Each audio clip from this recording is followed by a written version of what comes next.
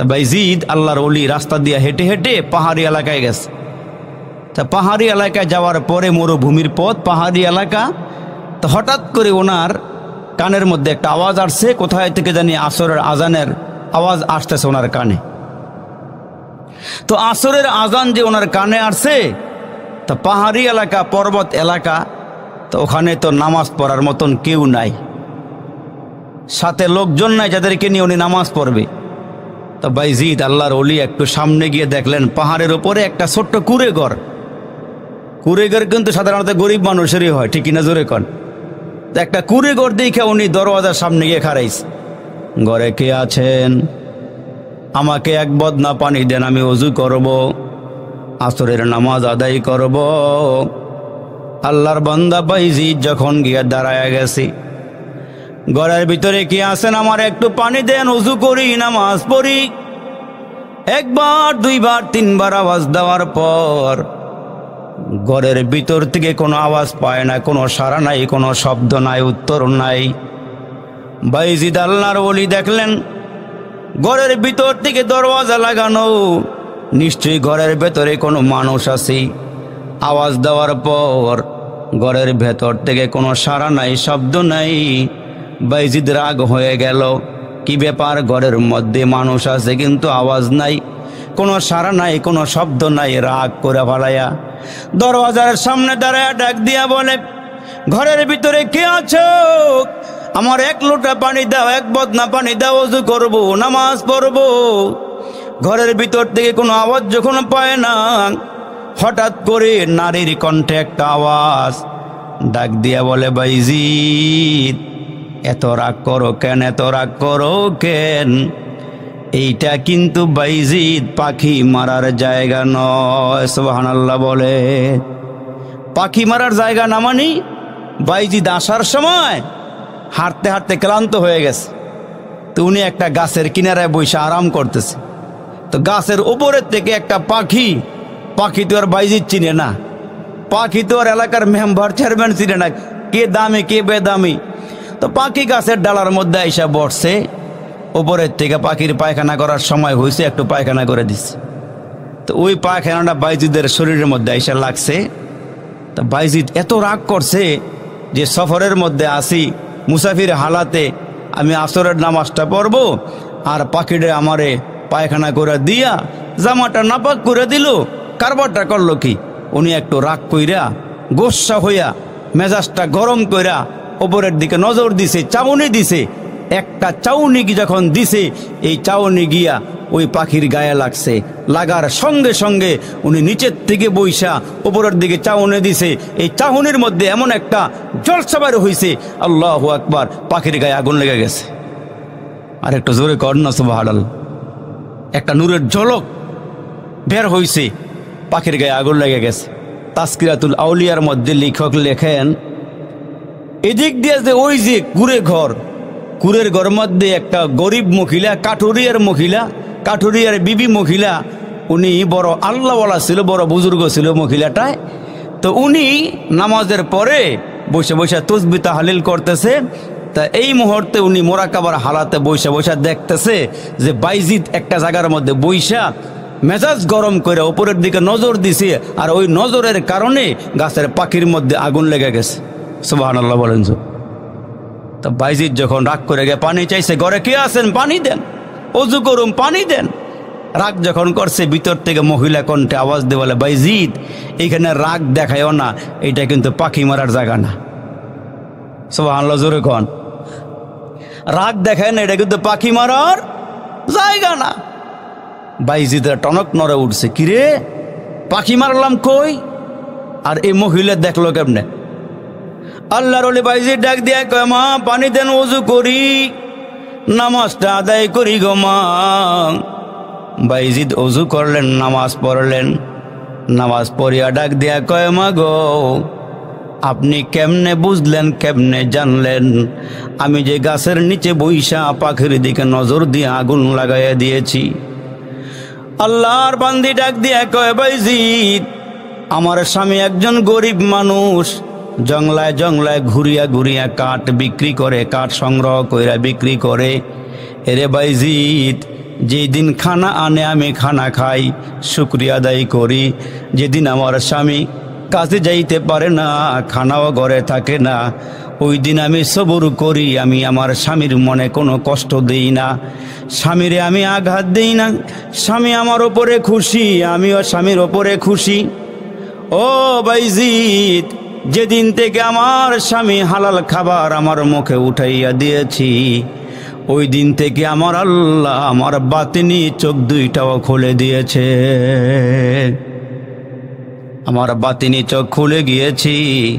এই জন্য তো আল্লাহর রসুল বলেন, আমার উম্মতেরা রে, খানা খাইবা হালাল খানা খাইও, হারাম খাইও না, খাবারটা হালাল খাইও। প্রত্যেকটা আব্বা আম্মার দায়িত্ব সন্তানকে হালাল খানা খাওয়াবে।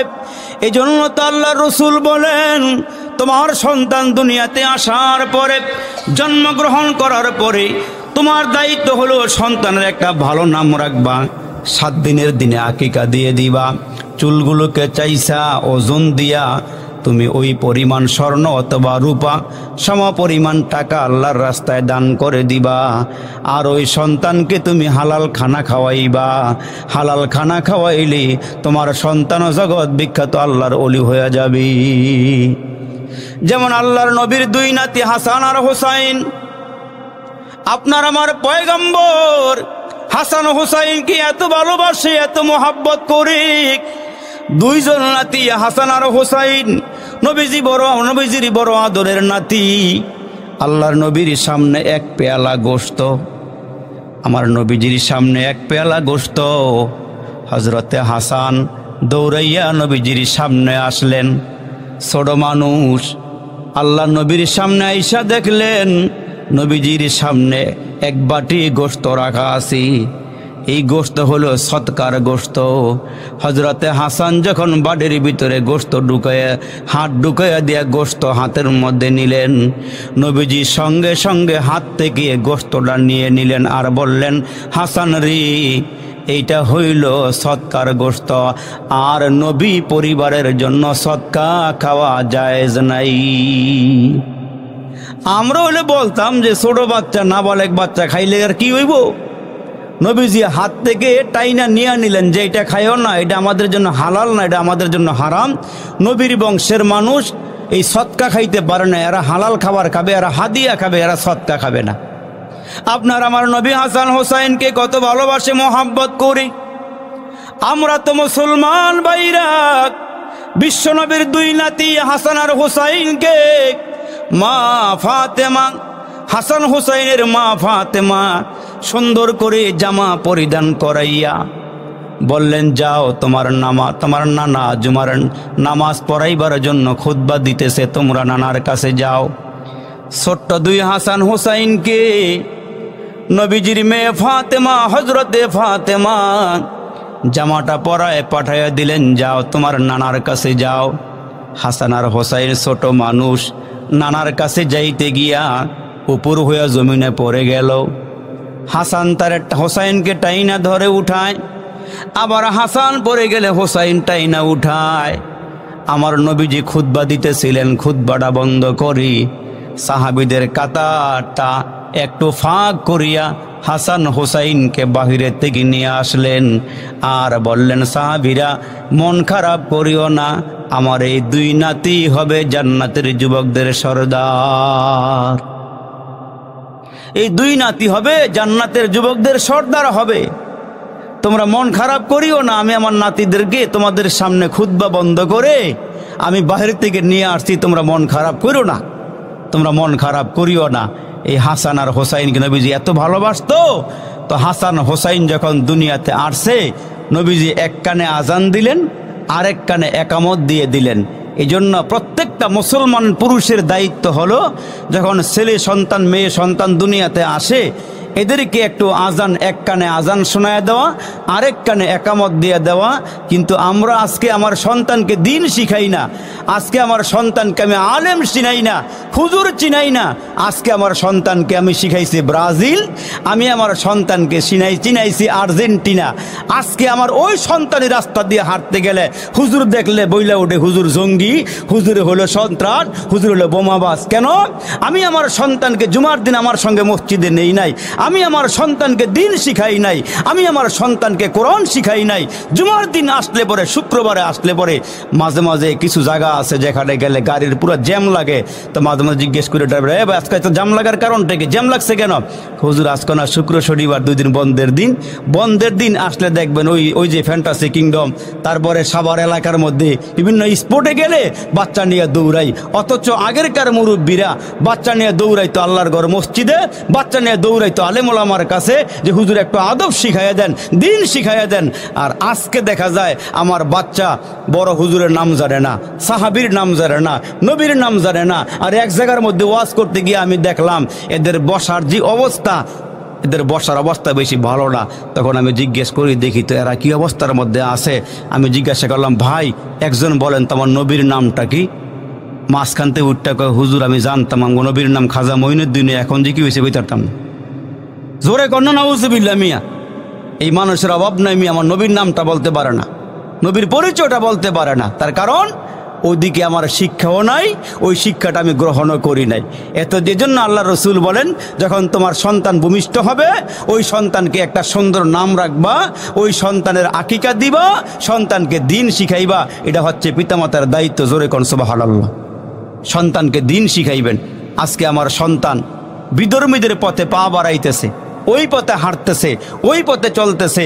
আসার সময় দেখলাম একটা ছেলের দিকে তাকায় আমার বড় মায়া হইল। সারা মাথার মধ্যে চুল, সাইডের এই সাইডে দেখলাম কোনো চুল নাই, মাঝখানে বন্ডুটি বানায় রাখছে। কি বানায় রাখছে? হাইশো না মিয়ারা, তোমরা আমাদের ভবিষ্যৎ। সারা মাথায় চুল নেই, মাঝখানে বন্ডুটি। আবার দেখি একটার দিকে ছাইয়া দিয়ে একটা গেঞ্জি পরছে, সামনে এক বেডি, পিছনে আর এক বেডি, ডাইন দিকে এক বেডি, বাম দিকে এক বেডি, ছবি। অর্থাৎ হের ডাইনে বামে ফেরেশতা, হের দিকে আসবো দূরের কথা, হের কাছে কুত্তই হয়তো। তার কারণটা কি? ওই যে আজকে টিভি খুললেই দেখে গেঞ্জিটার স্টাইলটা কি, প্যান্টের স্টাইলটা কি। এখন প্যান্ট পরে, ওপরে পকেট, নিচে পকেট, বাইরে পকেট, সামনে পকেট, পিছনে পকেট। একটা জিগাইছিলাম, কি এত পকেট কিনলে গা? কয় হুজুর পলিথিন বাইরে বন্ধ হওয়ার পরে এই ফ্যান বার হয়েছে। পলিথিন বন্ধ হওয়ার পরে বলে ফ্যান বার হয়েছে। বাজারে গেলে হুজুরে একদিকে মাছ লওয়ান লাগবে, একদিকে তরকারি লওয়ান লাগবো। আবার মাঝে মাঝে কিছু স্টাইল দেখলে এমন লাগে, এরা কই শিখলো এই স্টাইল? তার কারণ শিখার কারণ হইল এরা তো মুসলমানের দাসে চলে না, এরা ইহুদি বেঈমানদের দাসে চলে। যার কারণে ওইগুলো যেমন দেখে এরা এমন স্টাইল করে চলে। যেমন এক জায়গাতে ওয়াজ করতে যাওয়ার সময়, আমরা সারা বাংলাদেশ ঘুরি তো, আগে তো এলাকা ভিত্তিক ওয়াজ করতাম, এখন সারা বাংলাদেশে দৌড়াইলে অনেক জায়গার মধ্যে অনেক কিছু দেখা যায়। তো এক জায়গাতে গিয়ে দেখলাম যে একটা ছেলে আমার সামনে খানা খাইতে বসছে হোটেলের মধ্যে। তা আমি ছাইয়া দেখি, হ্যাঁ একটা ফুল শার্ট পইরা একটা হাফ গেঞ্জি উপরে পরে রাখছে। তবে চিন্তা করলাম, কি রে একটা ফুল শার্ট গায়ে দিয়ে হাফ গেঞ্জি উপরে, কারণটা কি? তা আমি এরে বাইল দিয়া, যাতে এরা আবার রাগ না করে, আমি বললাম, মিয়া ভাই তুমি একটু দাঁড়াও তো, তোমার একটু দেখি। হ্যাঁ দাঁড়াইছে, দাঁড়ানোর পরে আবার বসাইছি। তার মনে মনে প্রশ্ন, এই হুজুরে আমার দাঁড়া করাইলো কেন, আবার বসাইলো কেন? খানা খাইয়া যখন রওনা দিছি, বের হয়ে যাবো, আমার হুজুর একটা কথা। কি কথা বলো? হুজুর আমারে খাড়া করাইলে কেন, বসাইলেন কেন? মনে কিছু নিবা? না হুজুর নিব না, বলেন। আমি বললাম যে তোমার ফুল শার্টের উপরে তুমি হাফ গেঞ্জি পরছ, আমি এই স্টাইলটা দেখা আমি তোমার দাঁড়া করা দেখলাম, তুমি যে একটা বড় প্যান্ট পরছ, এই প্যান্টের নিচে আন্ডার প্যান্টে আছে, এটা তুমি উপরে পড়ছো নিচে পড়ছো, এটা দেখলাম আমি তোমার উঠাইয়া। কয়দিন পরে আসতে পারে, অসুবিধার কারণ নাই, আসতে পারে কয়দিন পরে, স্টাইল শুরু হয়ে গেছে। এই জন্য মুসলমান আমার নবীর তরিকায় চলবে, ঠিক কিনা জোরে বলেন। সন্তানদেরকে ওই তরিকাই চালাবে, ওই তরিকা শিক্ষা দিবে, তাহলে এই সন্তান আপনার আমার কথা মানবে, আপনার আমার কথা অনুযায়ী চলবে। আর না হইলে এই সন্তান ভবিষ্যতে ওই যে মাঝে মাঝে পত্রিকা খুললে দেখেন, ছেলে বাবারে মারছে, ছেলে মারে হত্যা করছে, ছেলে বাবারে হত্যা করছে। এই কালচার আস্তে আস্তে সমাজে ঢুকতেছে, যাতে করে সমাজের ভিতরে এগুলো ঢুকতে না পারে আমাদেরকে সোচ্চার থাকা লাগবে। আল্লাহ কবুল করুক, বলেন আমিন। আর একটু জোরে আওয়াজ করে বলেন আমিন। এই জন্য বলতেছিলাম বাবাজির, আরে নেককার মানুষের সঙ্গে চলাফেরা করা, নেককারদের সঙ্গে উঠা বসা করা, কারণ হইল আলেমের কাছে গেলে ভালো পরামর্শ দিবি, আলেমের কাছে গেলে ভালো পথ দেখাইয়া দিবি, খারাপ মানুষের কাছে গেলে খারাপ পথ দেখাইয়া দিবে।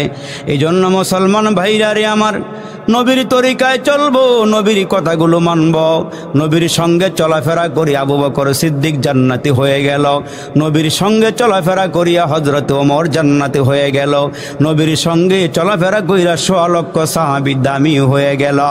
এ নবীর উম্মতের দল, আল্লাহ নবীর সাহাবীরা নবীর জন্য পাগল, নবীর এক নজর না দেখলে পাগল পারা হয়ে যায়। নবীজির সঙ্গে সহব, নবীর সঙ্গে উঠা বসা করে, নবীর সঙ্গে চলাফেরা করে, কারণ আমার নবী ছিল বরকতের নবী, আমার নবী ছিল দামি নবী। ওই পয়গম্বর নবীর কাছে সাহাবাই কেরাম বৈশা বৈশা নবীজির কাছ থেকে দিন শিখত, কোরআন শিখত, আর ওই সাহাবিগুলো কোরআনওয়ালা হইয়া জান্নাতি হইয়া দুনিয়ার জমিন থেকে বিদায় হয়েছে। এরা নবীজির সঙ্গে উঠা বসা করছে, নবীজির সঙ্গে চলাফেরা করছে, কারণ নবীর হাতে বরকত, পায়ে বরকত, চলাফেরার মধ্যে বরকত। ওই বরকত সাহাবায়ে কেরাম পাইছে কেমনে জানেন? আল্লাহ নবীর সাহাবী হযরতে আলী কাররামাল্লাহু ওয়াজহু ফজরের নামাজ পড়লেন। এখন তো হালকা হালকা শীত, ভোর রাত্রে লাগে, কুয়াশাও মাঝে মাঝে পড়ে। হযরতে আলী রাদিয়াল্লাহু তাআলা আনহু ঘরের মধ্যে কোনো খাবার নাই, ঘরের মধ্যে হাসান হোসাইন ক্ষুধার্ত, বিবি ফাতেমাও ক্ষুধার্ত। হযরতে আলী কাররামাল্লাহু ওয়াজহুর বিবি ফাতেমাও ক্ষুধার্ত, ঘরে কোনো খানা নাই। ফজর নামাজের পর ফাতেমা ডাক দিয়ে বলে, স্বামী আজকে কয়েকদিন যাবৎ ঘরের মধ্যে কোনো খানা নাই, আপনি যান না আমার বাবার কাছে কিছু খানা নিয়ে আসেন। হযরতে আলী কাররামাল্লাহু ওয়াজহু বলেন, আমি চাদর মুড়া দিয়া, চাদর গায়ে দিয়া নবীজির সামনে গেলাম। ফজর নামাজের পরে আল্লাহ নবী পায়চারি করতেছেন, হাঁটতেছেন। আমাকে দেখার পর কুয়াশাও পড়ছে। বিশ্বনবী রহমতের নবী আমাকে দেখে বলে, তুমি কি? কয় আমি আলী। কয় ফজর নামাজের পরে এখানে কেন ঘোরাঘুরি করতেছে, কারণটা কি বলো? হযরতে আলী রাদিয়াল্লাহু তাআলা আনহু বলেন, নবী গো, আমার ঘরে কোনো খানা নাই। ইয়া রাসূলুল্লাহ, আপনার কাছে আসছি, কোনো খানা আছেনি? আমার বিবি ক্ষুধার্ত, হাসান হোসাইন ক্ষুধার্ত। আমার নবী ডাক দিয়ে বলে, এরে আলী, আমার ঘরে কোনো খানা নাই, তোমাদেরকে খানা দিব কোথায় থেকে? তবে শোনো, তুমি একটু সামনের দিকে হাঁটিয়া যাও, ওইখানে গিয়ে দেখো একটা খেজুর গাছ দাঁড়ায় আছি।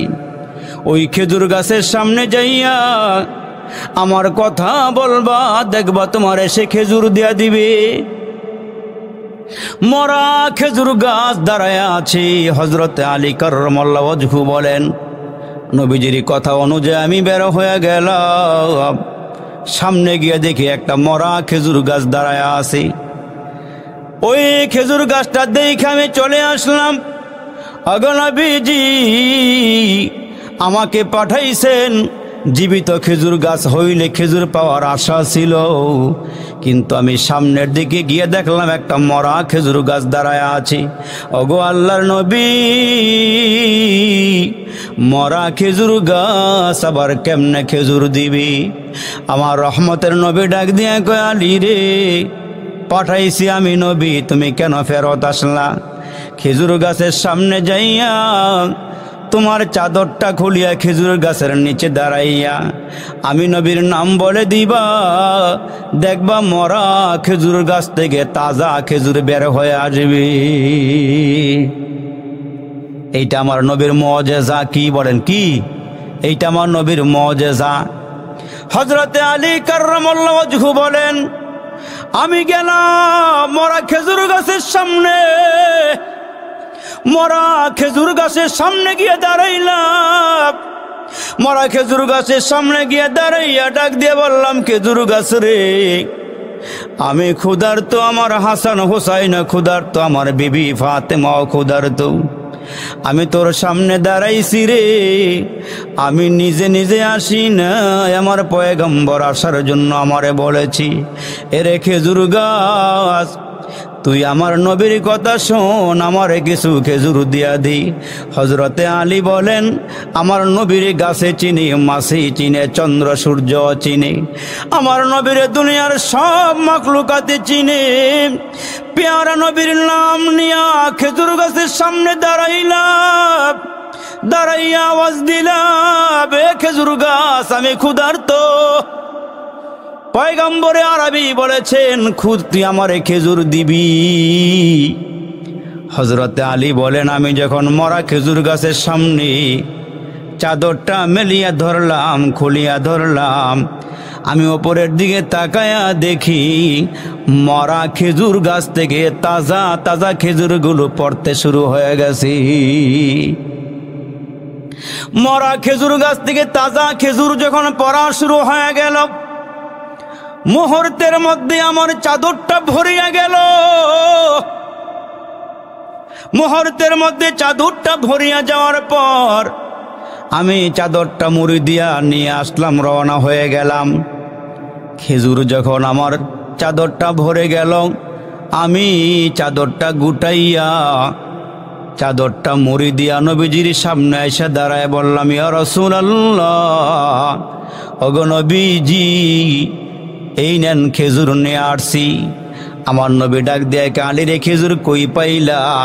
কয়, মরা খেজুর গাছের সামনে গিয়ে আপনার নামটা বলার সঙ্গে সঙ্গে আমার চাদরের মধ্যে তাজা তাজা খেজুরগুলো পড়া আরম্ভ হয়ে গেছে। বিশ্ব নবী, রহমতের নবী ডাক দিয়া কয়, আলী রে, তুমি খোঁজ খেজুর লওয়া বন্ধ করলা কেন? তুমি যদি খেজুর লওয়া বন্ধ না করতা, কিয়ামত পর্যন্ত মরা খেজুর গাছ থেকে তাজা খেজুর পড়তেই থাকতো। কারণ আমি হইলাম আল্লাহর নবী। এ আলী, আমি আল্লাহর নবী, আমি আল্লাহর নবী। ভালো করে শোনেন, এ আমার বাবাজিরা রে, এ মুসলমান ভাইরা রে, পিয়ার নবীরে গাছে চিনে, মাছে চিনে, মাটি চিনে, সব জিনিসে চিনে, পাথরে চিনে, ইটের কণায় চিনে, পাথরের কণায় নবীরে চিনে। নবীর জামানার মধ্যে সবচেয়ে বড় দুশ্মন, সবচেয়ে বড় নবীর দুশ্মন হইল আবু জাহিল্লায়। নবীজিরে পদে পদে পরীক্ষা করে, ওই পদে পদে পরীক্ষা করার পর আমার নবী শুধু পরীক্ষায় পাশই করে, ফেল করে না। সুবহানাল্লাহ। কোনোভাবেই আমার নবীকে ফেল করাইতে পারে না। আবু জাহিল্লাহ হাতের মুঠোর ভিতরে কতগুলো পাথর খণ্ড লইয়া, জমিনের থেকে কতগুলো পাথর, ছোট ছোট পাথর হাতের তালুর মধ্যে লইয়া মুষ্টি বন্ধ করিয়া নবীজির সামনে এসে দাঁড়াইছে। দাঁড়ায় বলে, মুহাম্মদ, তোমার কথা আমি জানি, দুনিয়ার সব কিছুও শোনে, চন্দ্রও শোনে, সূর্যও শোনে। কয়, তাই নাকি? কয়, হ্যাঁ, ভালো করে শোনেন, বসেন। নবীজিরে চাঁদেও চিনি, সূর্যও চিনি। আবু জাহিল্লা নবীর সামনে এসে কয়, বাতিজা রে, আমার হাতের মুঠোর ভিতরে কি আছে তুমি যদি বলতে পারো, আমি তোমার সামনে কালিমা পরে মুসলমান হয়ে যাব। একটা শর্ত লাগাইছি, আমার হাতের মুঠোর ভিতরে কি আছে তুমি যদি বলতে পারো, কালিমা পরে মুসলমান হয়ে যাও। মুষ্টি কিন্তু বন্ধ, দেখা যায় না কি আছে। আমার নবী ডাক দিয়ে কয়, চাচা, আমার বলার দরকার নাই, আপনার হাতের মুঠোর ভিতরে আপনি কি নিয়ে আসছেন আপনি ভালো জানেন, তবে যেইটা মুঠোর ভিতরে আছে এইটাই যদি সাক্ষ্য দেয় আমি আল্লাহর নবী, আপনি মানবেননি। আর একটু জোরে কন, যেইটা মুঠোর ভিতরে আছে ওইটাই যদি আমার সাক্ষী দেয় আমি আল্লাহর নবী, আপনি মানবেননি? কোন? হ্যাঁ, মানব।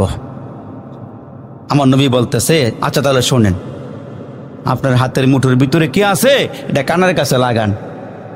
হাত যখন সাবলের থেকে কানের কাছে আনছে, দেখে ভিতরের পাথর খণ্ড থেকে আওয়াজ আসতেছে, লা ইলাহা ইল্লাল্লাহ, লা ইলাহা ইল্লাল্লাহ, মুহাম্মাদুর রাসূলুল্লাহ সাল্লাল্লাহু আলাইহি ওয়াসাল্লাম। উর্দু কবি সুন্দর করে কয়, একদিন কা ওয়াকিআ अबू जाहिल ने कहा आए मोहम्मद कह दीजिए मेरा हाथ में है किया, कहते ही कंकोरी कालिमा तैयब पढ़ते ही। আবু জাহেল লেখা বাতিজা বুঝতে পারছি, জাদু করছো করছো, হাতের মুঠোর ভিতরে পাথর করে ফেলাইছো। নাউজুবিল্লাহ, জোরে কন। এই আবু জাহেল যা বলে আবু কুবাইস একটা পাহাড় আছে ওই যে বাইতুল্লাহ শরীফের পাশে। তা আবু জাহেল নবীজির সামনে এসে বাতিজা আসো, তুমি যদি এই পাহাড়ের উপরে দাঁড়াইয়া আঙ্গুলটা ইশারা করে আকাশের চাঁদকে দুই খণ্ড করতে পারো তাহলে আমি কালমা পড়ে মুসলমান হয়ে যাব। জমিনের ডা বাদ দেখেন উপরের ডা। আল্লাহু আকবার। সমস্ত নবীদেরকে আল্লাহ তাআলা যে মুজিজা দান করেছিলেন একে আমার নবীরে তা দান করছিলেন। সুবহানাল্লাহ, জোরে বলেন। সব কিছুর নিয়ামত আমার নবীরে আল্লাহ বেশি দিয়েছেন। আল্লাহু আকবার। এখন আমার নবীকে ডাক দিয়ে বলে বাতিজা রে, যা বলে আবু কুবাইস পাহাড়ে গিয়ে আমার সামনে দাঁড়ায়া তুমি যদি আঙ্গুলটা উঁচু করে আসমানের চাঁদ রেখে দুই খণ্ড করে দেখাইতে পারো, বিশ্বাস করো বাতিজা আমি কালমা পড়ে মুসলমান হয়ে যাব। ঠিক আছে তো, মানবেন তো? হ্যাঁ মানব। আমার নবী ডাক দিয়ে আল্লাহ রে, আমার নিজস্ব কোনো ক্ষমতা নাই, সব ক্ষমতার মালিক কে? আওয়াজটা বাড়ায় দিয়ে বলেন না, সব ক্ষমতার মালিক কি? আন্নাল কুওয়াতা লিল্লাহি জামিআ, সব ক্ষমতার মালিক হলো আমার আল্লাহ। এ মুসলমান যুবকের আরিক, বিশ্বনবীর উম্মত হয়েছি আমরা দামিক। আল্লাহ তাআলা বলেন আসমানের খুঁটি বানাই নাই। এ মুসলমান বাবা, আমরা এখানে যারা মুসলমান আছি আমরা হলাম আসমানের খুঁটি। একজন মুসলমান জমিনে থাকবে যার জবানে থাকবে আল্লাহ, 40 বছর পর্যন্ত কিয়ামত হওয়ার সম্ভাবনা নাই। তাহলে কিয়ামত পর্যন্ত কত মানুষ আসবে? এরে বাবা মুসলমান, জবানে থাকলেই হবে আল্লাহ আল্লাহ। আমার নবী পাহাড়ের উপরে দাঁড়ায় গেলেন। এ বাবা জিরারে দাঁড়াইয়া ডাক দিয়া কয় মালিক, আকাশের চাঁদ দুই টুকরা করার ক্ষমতা আমার নাই, আমি তোমার ক্ষমতায় চলি। আল্লাহ গো, আবু জাহেল মক্কার নেতায় যদি কালমা পড়ে তাহলে প্রীতি নেতারা এমনি কালমা পড়ে ফেলবি। আল্লাহ তোমার কাছে আমি চাই আবু জাহিল্লাকে কালিমা পড়ায়া দাও। এই জন্য আমার নবী আবু জাহিল্লাকে একবার নয় দুইবার নয়, এক রাওয়ায়াতে আসছে 1200বার কালিমার দাওয়াত দেওয়ার পরেও এই নাখান্দা আবু জাহিল্লা কালমা পড়তে পারে নাই। হেদায়েত তার কবলে লেখা নাই আমার আল্লাহ। ইন্নাকা লা তাহদি মান আহবাবতা ওয়ালাকিন্নাল্লাহ ইয়াহদি মান ইয়াশা। হেদায়েত চাইতে হয়। হেদায়েত দেওয়ার মালিক আমার আল্লাহ। ইমানটা দিয়েছেন আমার রব আল্লাহ। মাঝে মাঝে আল্লাহর কাছে দোয়া করবেন, রব্বানা লা তুজিগ কুলুবানা বাদা ইয হাদাইতানা ওয়া হাব লানা মিন লাদুনকা রাহমা ইন্নাকা আনতাল ওয়াহ্হাব। আল্লাহ তুমি আমারে হেদায়েত দিয়া আমারে পথভ্রষ্ট কইরো না। আল্লাহ আমারে হেদায়েতের মালা পরায়া আমাকে গোমরা বানায়ো না, তোমার দিন থেকে আমাকে সরাইয়া দিও না। আল্লাহর কাছে দোয়া করা। তো নবীজি দাঁড়ায় ডাক দিয়া কই মালিক আমি কই আর তোমার চন্দ্র কই? আল্লাহ আমি আঙ্গুল ইশারা করব, তুমি চাঁদ দুই টুকরা করে দেখায়া দিবা। আবু জাহিল আকাশের চন্দ্রের দিকে নজর দিয়া আসি, আমার নবী শাহাদাত আঙ্গুলটা উঁচু করেছি, উঁচু করতে দেরি হইছে। আবু জাহিল্লা দেখে দুইটা চন্দ্রটা দুইটা খণ্ড হইয়া আবু জাহেলের সামনে এসে পড়ে গেছে। ডাক দেখে বাতিজা এইটারা শেষ করে দিলা। নাউজুবিল্লাহ, জোরে কর না। জাদু ওইখানেও করলা? নাউজুবিল্লাহ নাউজুবিল্লাহ। শুধু কি তাই? আরে সূর্য আমার নবীর কথা শুনে আমার নবী হযরত আলী রাদিয়াল্লাহু তাআলা আনহুকে নিয়ে সফরে গেলেন। সফরে বের হইয়া হাঁটতে হাঁটতে ক্লান্ত হইয়া আমার নবী দিনের নবী হযরতে আলীর রানের ওপরে মাথা মুবারক রাইখা ঘুমায় গেলেন। আমার নবী ঘুমাইতেছেন, ঘুমটা লেগে গেছি। এদিক দিয়ে আসরের নামাজের সময় প্রায় শেষের দিকে চলে আসছি। সূর্যটা পূর্ব আকাশ থেকে হেলতে হেলতে পশ্চিম দিকে গিয়া প্রায় অস্তমিত হয়ে যাওয়ার পথ। হযরতে আলী রাদিয়াল্লাহু তাআলা তাকায়া দেখেন আসরের নামাজ প্রায় শেষের দিকে চলে আসছে। হযরতে আলী আফসোস করে বলতেছে, আল্লাহ নবী ঘুমায় গেছি। এদিক দিয়ে নামাজের সময় শেষ হয়ে যাইতেছি। নামাজও দামি, তোমার নবীও দামি, আমি কি করব এখন? তোমার নবীর ঘুমটা আমি কেমনে ভাঙবো? আবার এদিক দিয়ে নামাজও চলে যাইতেছে, রে মালিক আমি কি করব? নামাজের সময় চলে যাইতেছি বিদায় দিলের মধ্যে একটা আঘাত লাগছে। হযরতে আলী রাদিয়াল্লাহু তাআলা আনহুর অজান্তে চোখ দিয়া গড়ায় গড়ায় পানি পড়তে পড়তে এক ফোঁটা পানি আমার নবীর গাল মুবারকের মধ্যে পড়ে গেল। আমার নবীর গালের মধ্যে যখন পানি লাগছে নবীজির ঘুম ভেঙে গেছে। চক্ষু খুইলা তাকায়া দেখে হযরত আলীর দুই চোখের কোণায় পানি। আমার নবী ডাক দিয়ে কয়, আলী কি হয়েছে তোমার, কেন কাঁদো বলো? কি হয়েছে তোমার বলো, কেন কাঁদো? হযরতে আলী রাদিয়াল্লাহু তাআলা আনহু ডাক দেয়া কয়, নবীজি কান্নার কারণ হইল আপনি আরাম করতেছেন, ঘুমাইতেছেন। ওগো নবীজি আসরের নামাজের সময়টা প্রায় শেষ হইয়া মাগরিবের সময়টা কাছাকাছি চলে আসছি। আমার নবী ডাক দেয়া কয়, আলী রে চোখের পানি আর ফেলেও না, পানি মুছে ফেলো, আমি আল্লাহর পয়গম্বর। আসরের সময় সূর্যটা যেখানে থাকার দরকার, আসরের নামাজটা পড়া দরকার, আমি তোমারে বলে দিলাম। আসরের সময় যেখানে সূর্য দেখেছিলা ওযু করো, দেখবা সেখানে সূর্য আইসা হাজির হয়ে যাবে, সেখানেই সূর্য এসে হাজির হয়ে যাবে। আলী ওযু করো, নামাজের জন্য দাঁড়াও। হযরতে আলী বলেন, আমার নবীর মুজিজা অলৌকিকতার ক্ষমতা আমি তাকায়া দেখি সূর্যটা প্রায় অস্তমিত হয়ে যাওয়ার পথে ছিল। তাকায়া দেখি সূর্য ওই জায়গায় নাই, আসরের সময় যেখানে থাকা দরকার ওইখানে আইসা হাজির হইয়া গেছে। এই হলো আমার নবী, এই হলো উম্মতের নবী, আপনার আমার পয়গম্বর। দুনিয়াতে আল্লাহর কাছে কোনো কিছুই চায় নাই, ভালো খানা চায় নাই, ভালো বিছানাও চায় নাই, ভালো ঘরও চায় নাই, আরামের বিছানাও চায় না। জানেন কেন? আমার আল্লাহ ডাক দেয়া কয়, নবী গো প্রত্যেকটা পয়গম্বরকে দুনিয়াতে একটা জিনিস চাইতে দিয়েছিলাম, চাওয়ার সঙ্গে সঙ্গে আমি দিয়ে দিয়েছি। একটা দোয়া কবুল হওয়ার শর্ত আমি দিয়েছিলাম, চাওয়ার সঙ্গে সঙ্গে ওই দোয়াটা কবুল হয়ে যাবে। আপনি আমার কাছে চান, দোয়া করেন, আমি আল্লাহ যেইটা চাইবেন সেইটাই দিয়ে দিব। আমার নবী আমাদের দিকে তাকায় কয়, আল্লাহ আমি এইটা দুনিয়াতে নিব না, এটা আমি হাসরের ময়দানে নিব, দুনিয়াতে আমি ওইটা নিব না রে মালিক। আমি চাই হাসরের কঠিন ময়দানে ওইটা আমারে দিবা।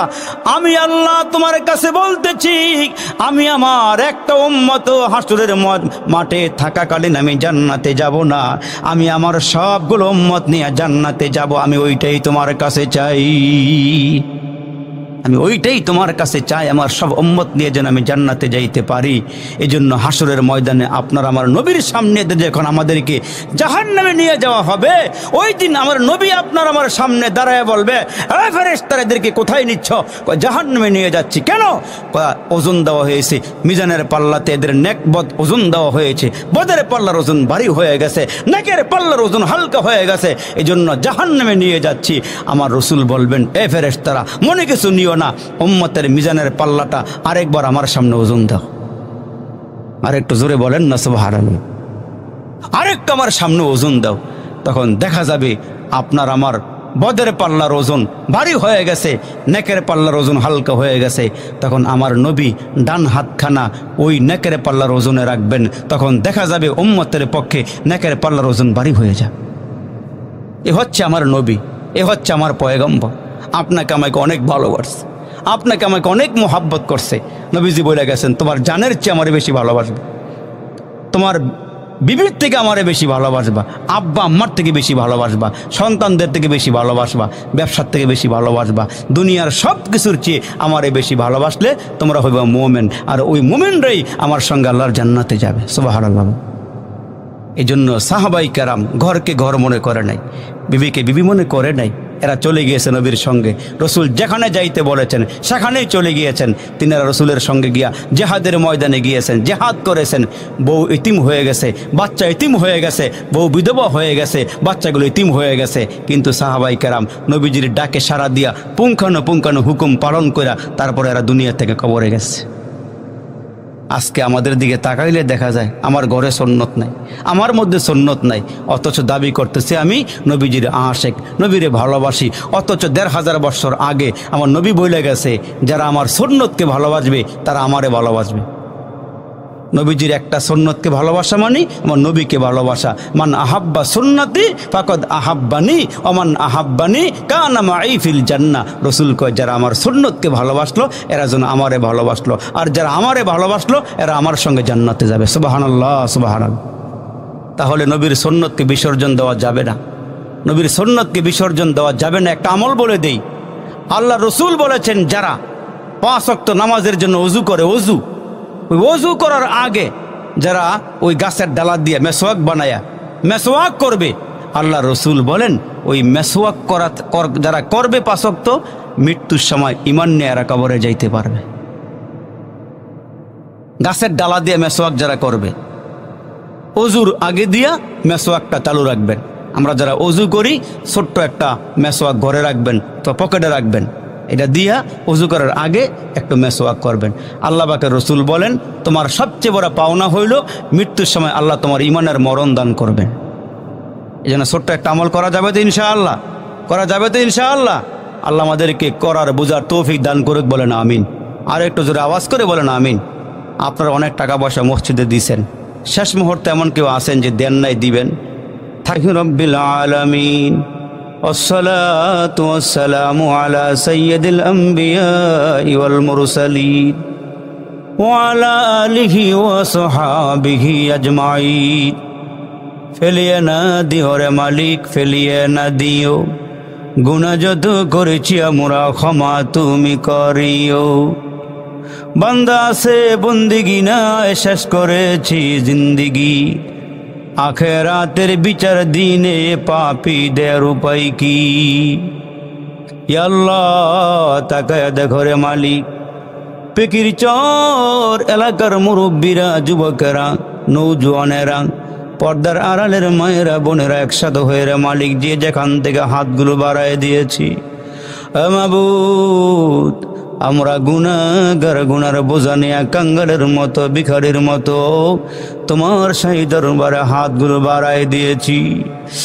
এ মাবুদ আল্লাহ গো, এই মজলিস থেকে যারা হাতগুলো বাড়ায়া ধরছি, আল্লাহ জানা ও জানা প্রকাশ্যে গোপনে যত গুনাহ করেছি রে মাবুদ, ইয়া আল্লাহ আমাদের জিন্দেগির সব গুনাহগুলো ক্ষমা করিয়া দাও।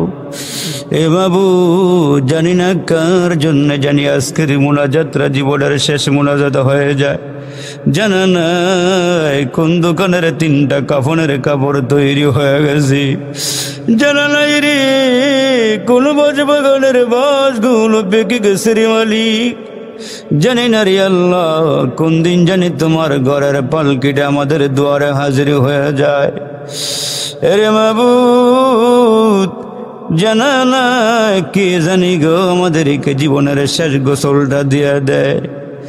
আল্লাহ যেদিন দুনিয়াতে আসছিলাম নিজের গোসলটা নিজে করতে পারি নাই, আবার যেদিন দুনিয়া থেকে বিদায় হয়ে যাব ওই দিনও নিজের গোসলটা নিজে করতে পারবো না রে মাবুদ। আল্লাহ আমরা বড় অসহায়, গুনার বোঝা নিয়া কাঙ্গালের মতো রাতের বেলা হাতগুলো বাড়াইছি।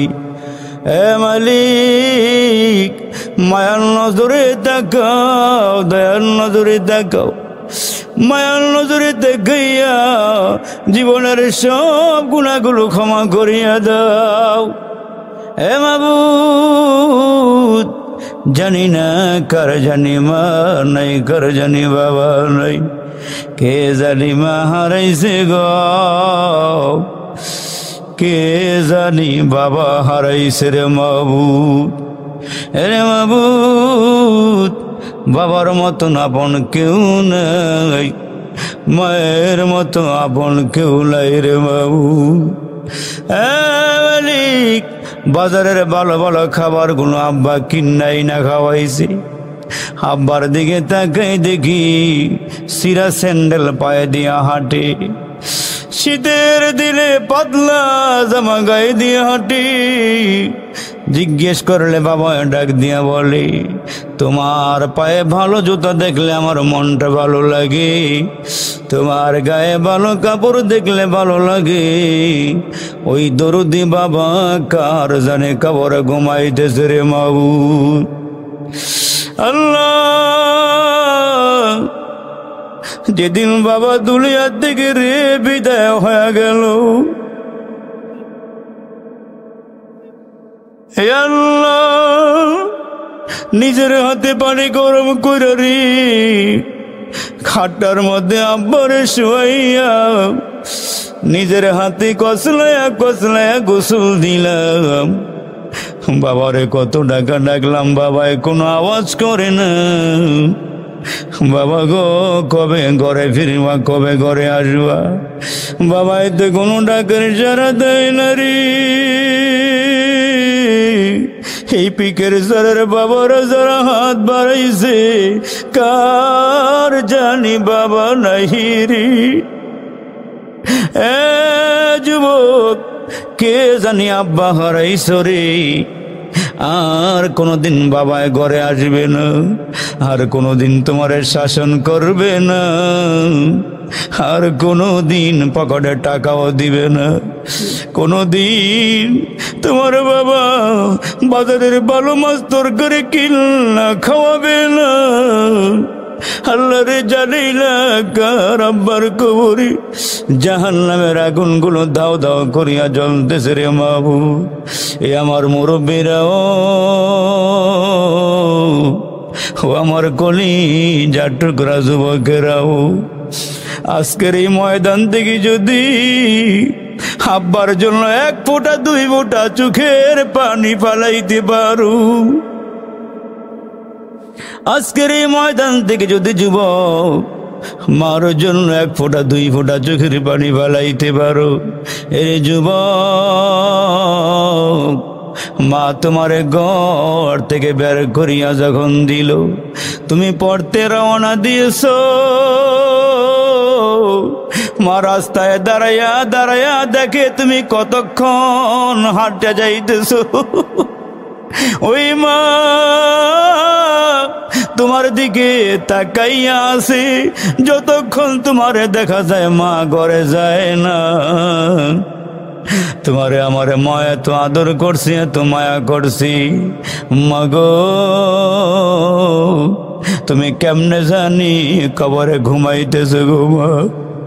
আজকে যদি এই পিকের চরের দিকে রে যুবক একটা বোটা চোখের পানি মার জন্য ফালাইতে পারো,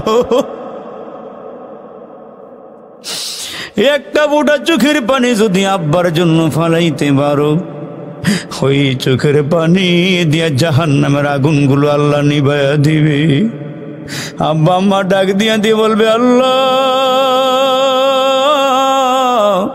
কিসের পানি দিলা যে পানি দিয়ে আগুন নিভিয়া গেল?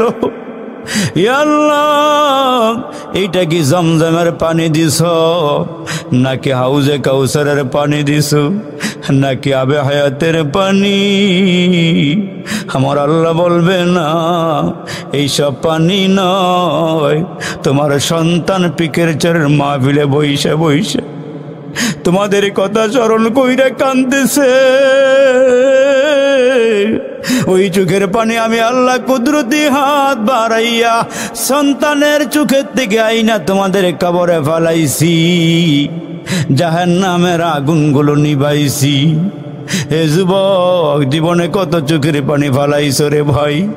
এ বাবা, জীবনে কত কাঁদছো, আজকে আব্বার জন্য একটু কাঁদো, মার জন্য একটু কাঁদো।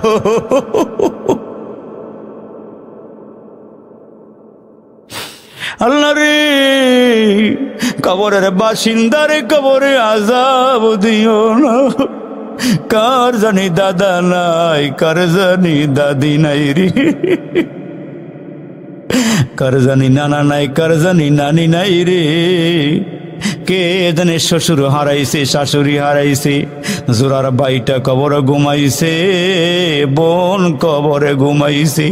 আল্লাহ সবাইকে মাফ করে দিও, কবরগুলো জান্নাতের বাগান বানায়া দিও। আল্লাহ মুরব্বীরা যারা আসছে, মুরব্বীকে আবু বকর সিদ্দিকের মতো বানাইয়া দিও। ইয়া আল্লাহ, যুবকদেরকে হযরতে খালিদ বিন ওলীদের মতো বানাইয়া দিও। আল্লাহ, মাহফিলটা তুমি কবুল করে নাও, যুবক ভাইদেরকে কবুল করে নাও, এরা যেন প্রতি বছর মাহফিল করতে পারে সেই তৌফিক দিয়ে দাও।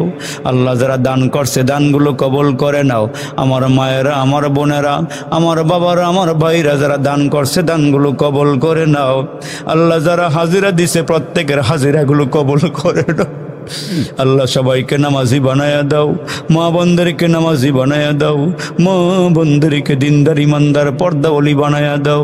মোহাব্বতে ওয়াজ শুনলো যারা এই মাহফিলে আসিয়া, আল্লাহ তাদের মরণ কইর কাবা ঘরে নিয়া, আল্লাহ তাদের মরণ কইর রওজা পাকে নিয়া। রব্বির হামহুমা কামা রব্বায়ানি সগীরা, রব্বির হামহুমা কামা রব্বায়ানি